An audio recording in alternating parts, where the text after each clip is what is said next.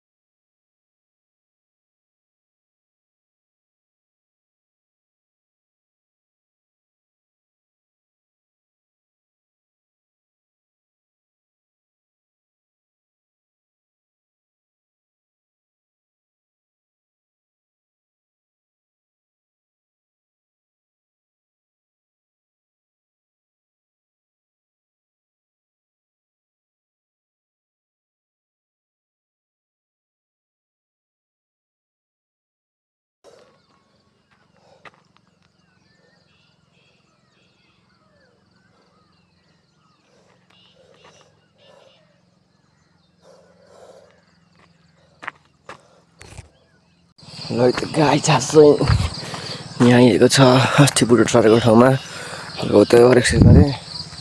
बुढो ठाउँ कति जानु भनेर आज माथि गाउँखालाको मन्दिरतिर गएर आज यता आइयो। हामी अब सानोतिर हिँडेको अब त्यहाँ तल एउटा धारो एकदम चिसो पानी आउने अनि पानी खाइन्छ अनि फेरि यदि घट्थ्यो यस्तो यस्तो यता चाहिँ गाइज यस्तो यस्तो छ यता।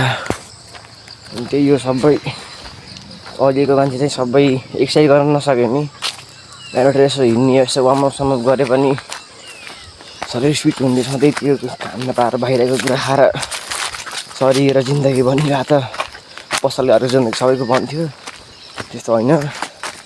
एक्सर्साइज गर्ने फिट हुने बस्ने घरिघरि खानु थियो छुट्टै कुरो दिनदिनै पैसा पायो कि किन्न गई बिहान कुरो त्यस्तो हुन्न। अब यो बच्चाले सिकायो होला मलाई बढी हुन्छ भन्ने होला म पनि त्यस्तै थिएँ। गाउँमा हुँदा पैसा भेट्यो कि बाहिरको कुरा खायो पछाडि त बाहिरको कुरा नखाएको धेरै भयो शरीर बनाउन आएपछि। नत्र पहिला चाहिँ मलाई 9 मा हुँदा चाहिँ 8 9 मा हुँदा चाहिँ अहिले 10 9 मा 8 9 मा हुँदा चाहिँ मलाई बाहिर खाएको क्या 3 महिना सन्चो हुन्थेन क्या मलाई टक्क इक्जाम दिन गएको जस्तरी 3 महिना सन्चो हुन्थेन मलाई। अहिले त्यस्तो होइन एकदम फिट एन्ड फाइन छु जस्तो कन्डिसन अनि सर्भाइभ गरिदिन्छु मैले। फिट एन्ड फाइन त होइन तर फिट छु फाइन पनि छु फिट एन्ड भन्न मिल्दैन 50-50 भन्न मिल्छ। त्यो त्यहाँ तल त अन्ट्याएको छ धारा पानी खाने हो जाने हो यो त अब बच्चा सिकाएला भन्नु छ अब जसले सिकाएँ आफूले ज्ञान दिने हो मैले त पनि सिकाउँछ सिकाउन त भर्खर गरेर आएको यहाँ हात देखिरहेको छ अरे भिडियो बनाउँछ नि।